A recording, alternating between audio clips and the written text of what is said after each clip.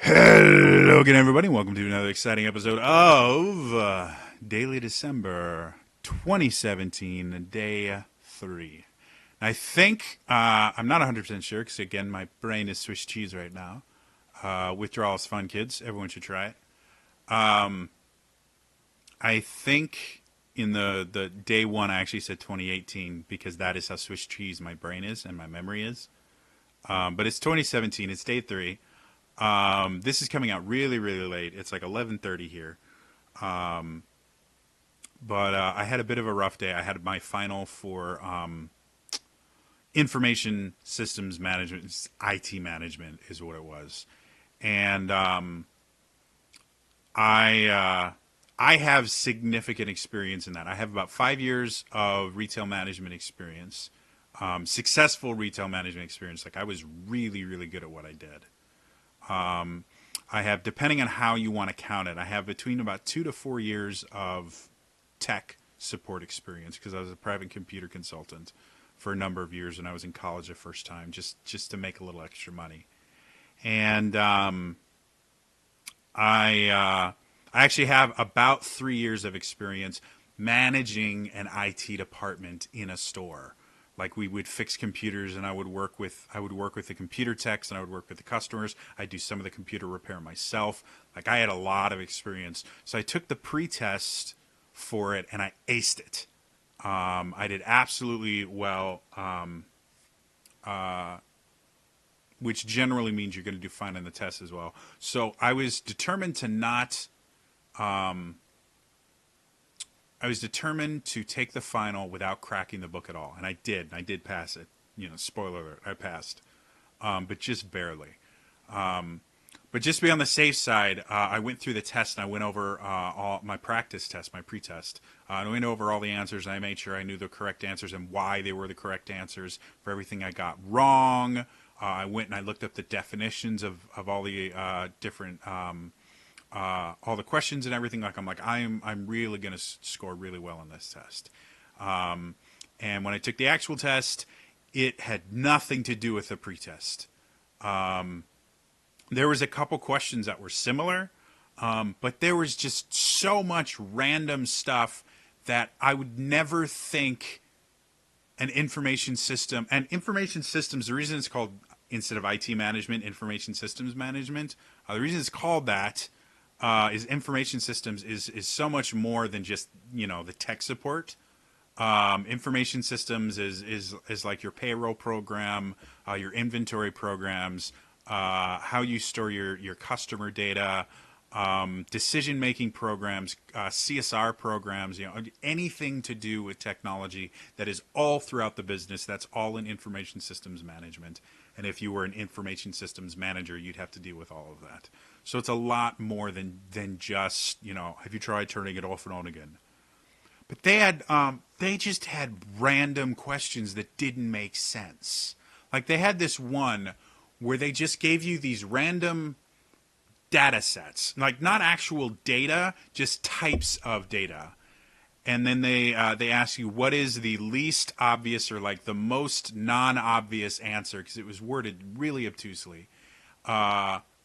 You could come or conclusion you could come to based on this data. And the data was things like customer flights, traffic patterns, crime rates, disease outbreaks, and customer purchasing options. And the answers they gave you were something like the CDC could use this information to detect multiple outbreaks of similar disease thousands of miles across the country and hopefully stop either a disease outbreak or a bio attack. The second one had to do with, I can't even remember what the second one was anymore. Oh, it had something to do with the FBI could use it to stop terrorist attacks. And then the third and fourth option were just completely off the wall. They had nothing to do with the data sets. And I mean, like, I could not come up with a world where an information systems manager would ever have this type of information.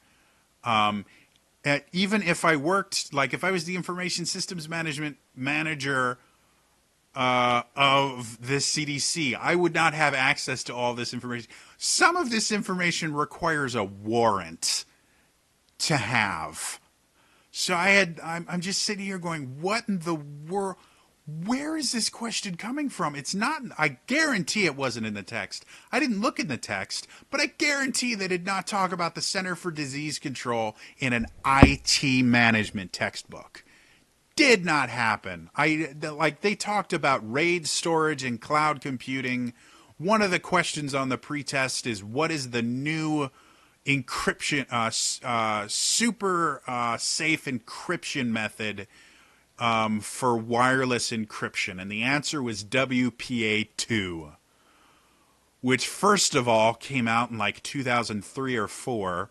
And second of all, we just found out was not secure at all until just recently, because there was a major security feature in it that they just now realized could compromise all these different wireless networks. So that was hilarious. I'm like, I have no idea where this is coming from. Anyway, so for Day of December, there's this really cool YouTuber. His name is ProJared, or he goes by ProJared. And he's amazing. He's on Dice Camera Action. He plays Diath. He does this thing every December called D&D December, where he makes a video every day, something D&D related. I am not going to do that. I have so many other things. Like I mentioned, I want to sing and all these other things. So I'm not going to do that. However, he found this list that he's not going to do every single day, but he found this list that this girl made of like a month's worth of topics around D&D, and you could use them for art. You can use it, like, they're generic enough. You could use them for art, for writing, for whatever. He's using them to make like vlogs about. So the prompt for today was your favorite class to play, and he mentioned his favorite class to play is rogues. And if you want to hear his whole description as to why he's into rogues, I will link his video in the description down below. Please watch it. He's a really cool, awesome dude. And I watch almost everything he makes. He's one of those creators that I watch almost every single thing that he puts on his channel. I watch. He's just that much fun. So anyway, I replied on there with my kind of critique of something that he said that I'm not going to repeat here. If you want to see it, find my comment in the thousands of comments there. He probably has not seen it. But it was me arguing a specific point that didn't need to be argued, but that's just how my brain works. But I mentioned I would make a video talking about my favorite class, and that if he wanted to watch it because he doesn't have enough things to do in his life, I would make one and he could watch it. So, ProJared, if you are watching this, what are you doing? You have much better ways to spend your time. But thank you for watching anyway. And my absolute favorite class to play in D&D is Monk. I am a monkaholic. I really, really am. It wasn't my first class I ever played. On tabletop D&D, the first class I ever played, I believe, was a Blade Singer in 4th edition, which was was a form of wizard. It was a subclass of wizard, so it was Wizard Blade Singer. And I really, really like the idea of swords and magic. Any magic user that uses a sword, totally into that. And Blade Singers are still a lot of fun. There's a 5th edition version of Blade Singer that's a ton of fun to play. And I never even, 4th edition was my first tabletop D&D. I never even played a monk in 4th edition because they were really complicated to play. But I played, first character I created in 5th edition was a monk. I used to play monks in all these other games. I love monks. They are the coolest things ever. And some of it has to do with the fact that I am a martial artist. I've studied martial arts for over 15 years. I may be getting close to 20 years now. I know it doesn't look like it, but I martial arts is my thing. I love martial arts. Martial arts changed my life. When I was a kid, I had a really hard time controlling my temper. I had huge self-image problems. I had I had really bad self-confidence problems, and I started studying Taekwondo, and it changed my life. It really did. It gave me confidence. It taught me how to control my temper, control my emotions. A lot of the things I learned way back then, I still use today to help deal with all the mental disabilities that I do have. They don't help quite as much because my mind continues to degrade, but martial arts changed my life, and I love the idea of an adventurer who is just a martial artist, and you get to depending on the version of monk you're playing, you get to do like you get to be the really cool Shaolin monk from like Crouching Tiger, Hidden. I know there's no Shaolin monks in Crouching Tiger, Hidden Dragon, but you get to be that cool Chinese cinema fighter thing where he walks into town, he's like, oh, and he's doing all the cool martial art moves. Like that's what monks can do in D&D, and they're massively cool.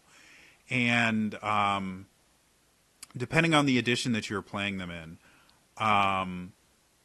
they generally start off rough because they can't wear armor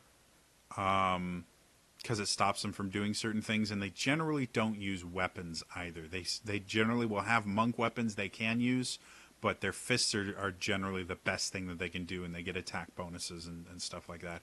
And at low levels in most of the games, they kind of suck.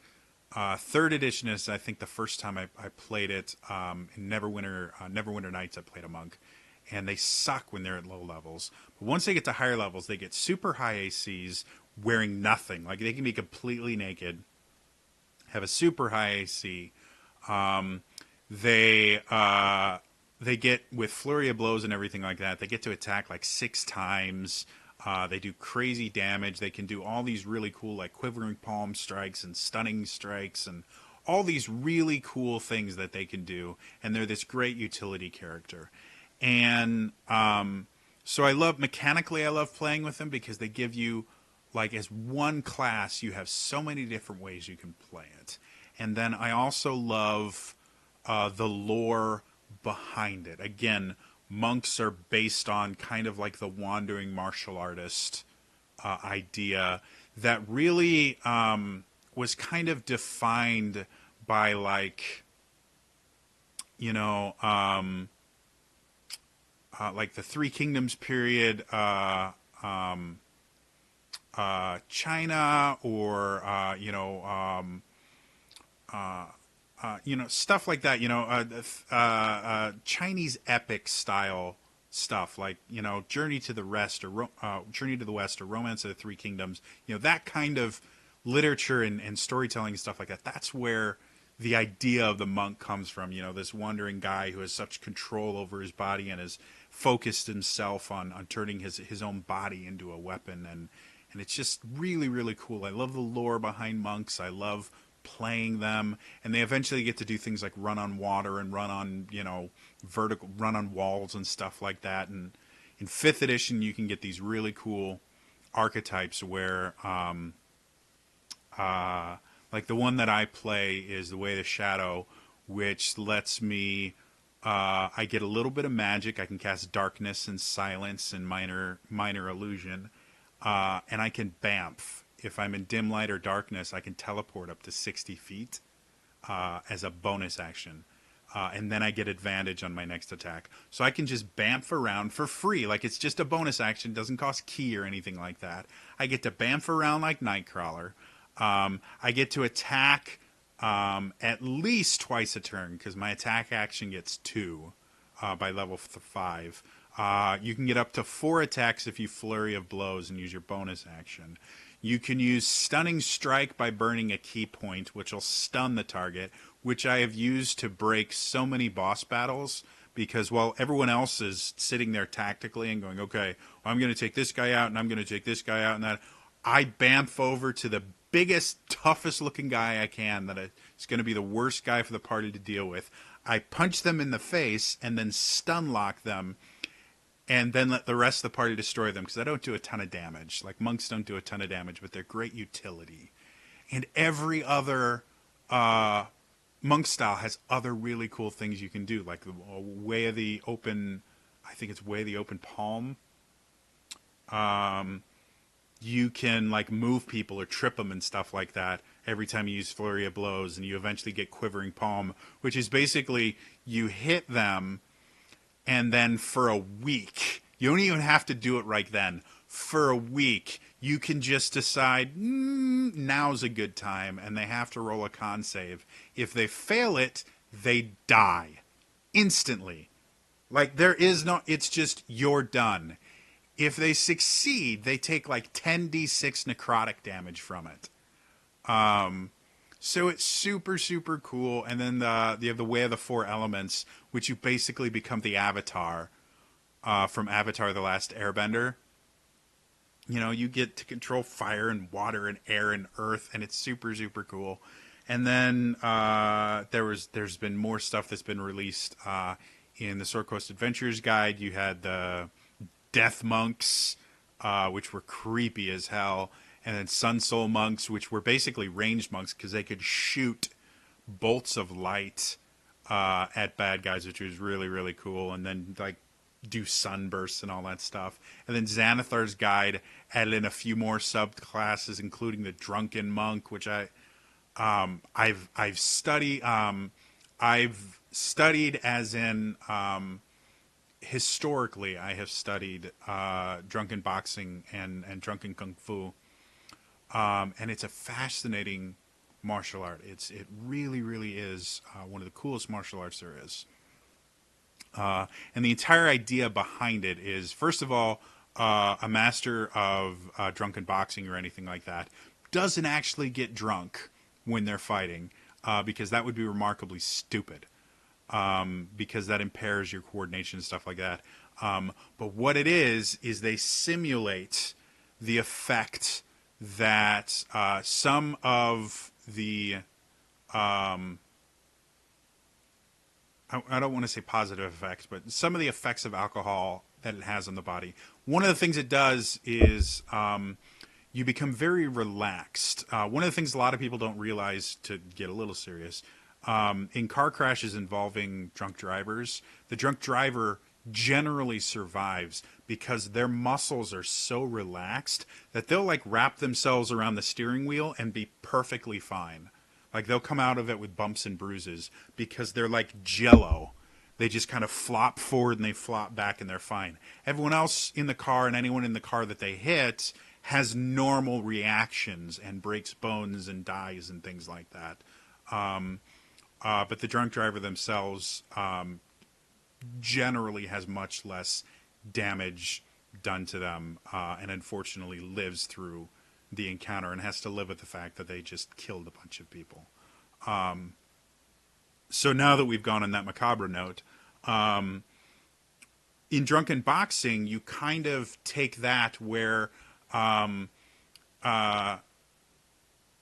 kung fu, drunken boxing, whatever you want to call it, you get hit a lot more than you do in other martial arts. In other martial arts, you will learn to block and you will learn how to avoid blows. Drunken kung fu, you don't. What you learn to do is use the attacks that your opponents make against them.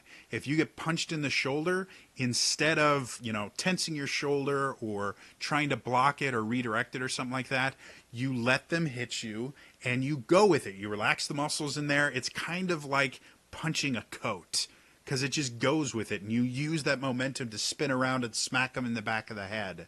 And you fight from very odd angles. Like you'll be moving around and you'll be moving erratically, and then you'll be bent over backwards and you'll throw a kick out of nowhere, or you'll hit with parts of the body you normally wouldn't. Like instead of just punches and kicks with your hands or and feet and stuff like that, like you'll throw shoulder charges into the people. Like someone will be next to you and you'll just shoulder check them, or you'll fall backwards on someone, or you'll thrust your butt into someone's gut. You have all these attacks that take people off guard, and that's why it's such a bizarre fighting style to go up against, because generally in if you have two masters of martial arts fighting, what they're doing is they're not just sitting there, throwing punches and kicks at each other.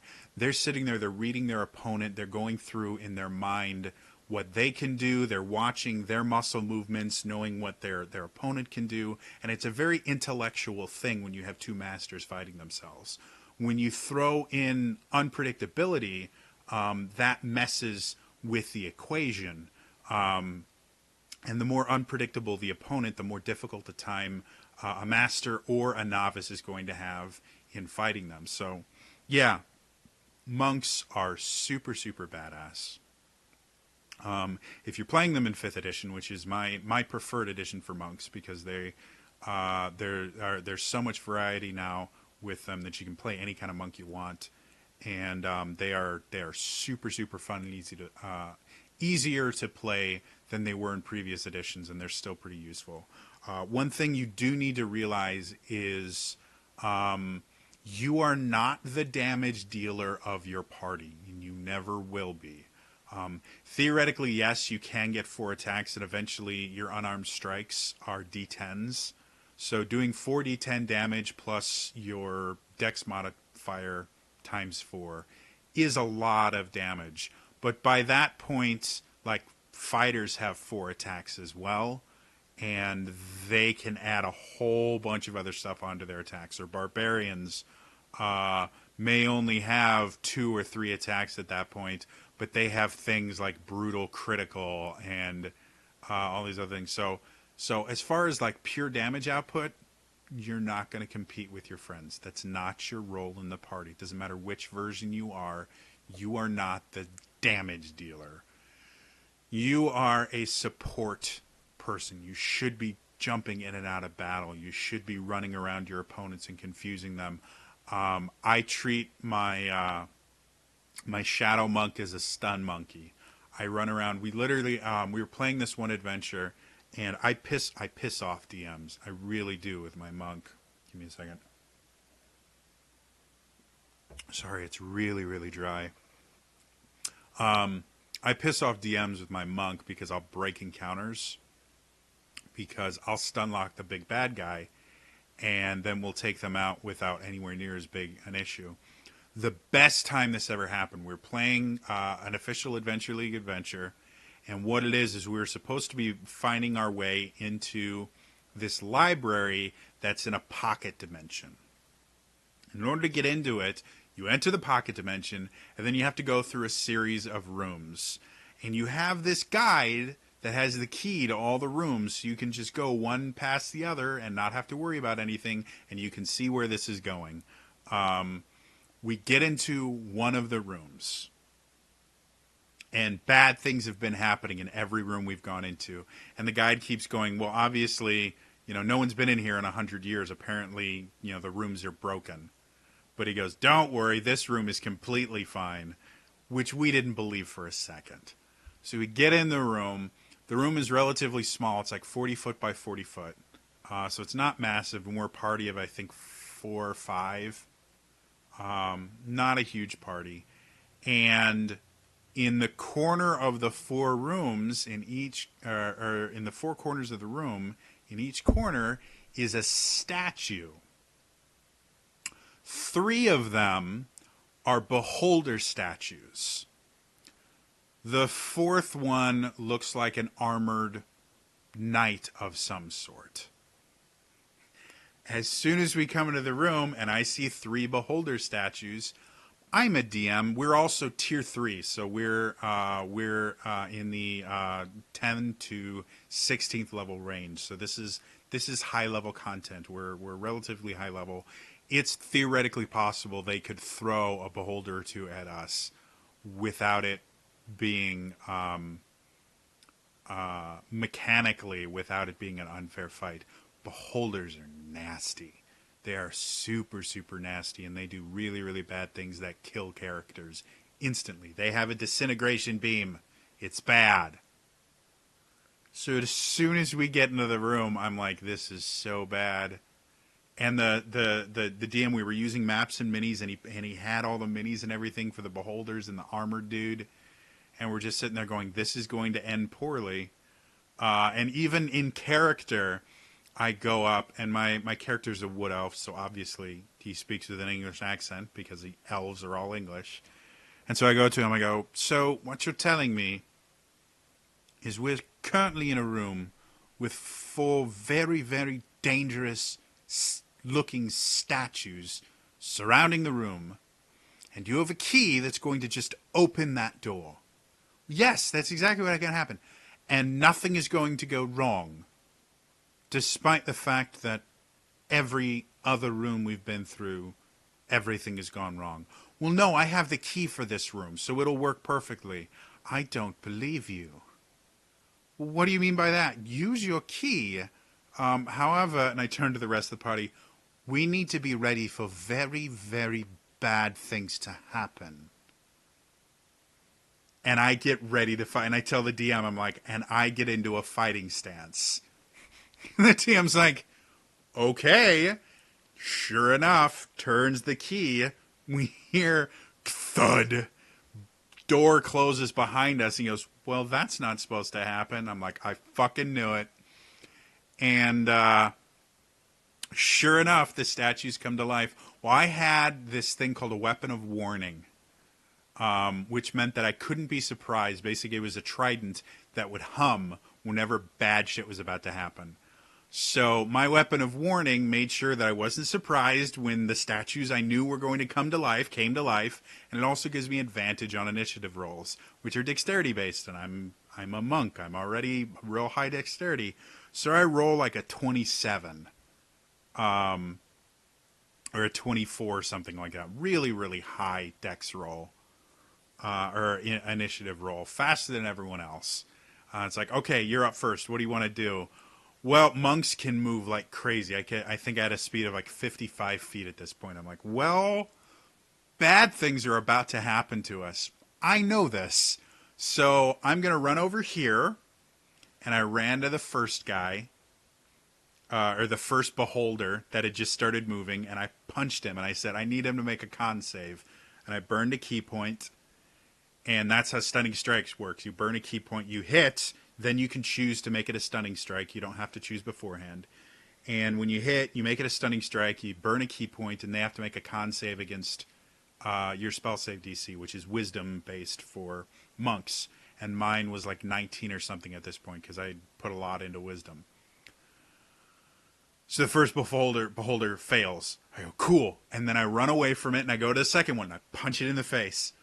And then I go, okay, I need a con save, and I burn another key point, and it fails. And I go to the third one, and I punch it in the face, and I go, okay, because I can make bonus action attacks. And I say, I'm going to burn a key point for Flurry of Blows, so I can get 2 attacks instead of 1, and I'm going to burn a key point to make a con save. He fails his save. I run to the last dude, and I just punch him in the face. Big old armor dude, and I need a con save. And I stun-locked the 3 beholders. I wasn't able to stun-lock the armor dude because he had a really high constitution save. But for 3 rounds, the only thing I did is I just ran around making sure the beholders couldn't do anything until the rest of my party that could kill them just mowed them down. And I just kept saying, everyone, kill the thing with the eyes. The armored thing we'll deal with later. They're bad. They're very, very bad. And so, yeah, I sat there. They never got a turn. We killed them all before they... And then we just piled on the last guy, and he was like an animated armor or something like that. Like something that was not that bad. And after the fight was done, he's like, that is the coolest thing I have ever seen a monk do in my life. I'm like, that's what I do. Like, as a shadow monk... the other archetypes have other things that they're good at. Shadow monks are very much utilities. I can do almost as well as a thief, as far as like I can pick locks, I can disarm traps, I I can find traps better than most thieves because I have a much higher wisdom score. If they let you use perception, I had crap for intelligence. So if they, but yeah, so I could be a very good like forward scout, especially since I could turn at that point I could turn invisible at will as long as I was in some sort of a shadow. I could just turn invisible and then just jump between shadows invisibly. So I was a really, really great scout. I was super, super fast, and I could stun people. That's what I did in combat, and it worked super, super well. And so he turns to me, he's like, that was awesome." I'm like, "Wow, I'm glad that you're happy." Most DMs get really upset when I kind of like break their fights like that. He's like, "No, no, no. Like those are bad news. They weren't like full on beholders, which are challenge rating 10 really, really bad creatures to deal with. So 3 of them would have just toasted us. We would have been dead." He's like, "They weren't full on beholders. They were animated objects. But each one of them had a disintegrate spell prepared. Like part of the spell to animate the objects, they got one spell that they could just cast, and each one of them had a disintegrate spell because they were beholder statues. They gave them a disintegrate spell to use, and disintegrates, if it takes you to, it does a crap ton of damage, and if it takes you to 0 hit points, you don't get to save or anything. You dissolve into dust, and at that point resurrecting you is very, very hard. And in the Adventure League, that means you just lost that character. You get to go start a brand new character from level 1. And I'd been playing this character for 2 years, so I'm like, no, no, no, no, I'm not going to lose this character. So he's like, "Yeah, no, if you hadn't stopped them from doing that, bad things would have happened. Very, very bad things would have happened." So yeah, that's why I like playing monks. Monks are awesome. They're amazing. They are not good for new players. Like when I introduce new people to D&D, druids and monks are the 2 classes I will tell most new players to avoid because they require a better understanding of rules than the other classes do, even at lower levels. Like monks have to really understand action economy in order to be effective. Because so much of their stuff are based on, like, so many of their abilities you use either your bonus action or your reaction to do, and you only get one of those per round. One of each of those per round, and so you have to know when to use your abilities and when to save them. And druids are kind of jack of all trades as far as spellcasters go. They can fill a lot of different roles, and it's very easy to get caught up in how many different things they can do, and just be kind of worthless to your party because you're trying to be able to do everything, and because of that, you're not really doing anything useful. So yeah, those are the 2 classes that I definitely do not recommend for beginners. But once you have at least a couple games under your belt, monk is the best, hands down. In every edition, monks are awesome, but 5th edition, monks are absolutely the best. And if there's not a monk in the new campaign of Critical Role, I will be very, very surprised.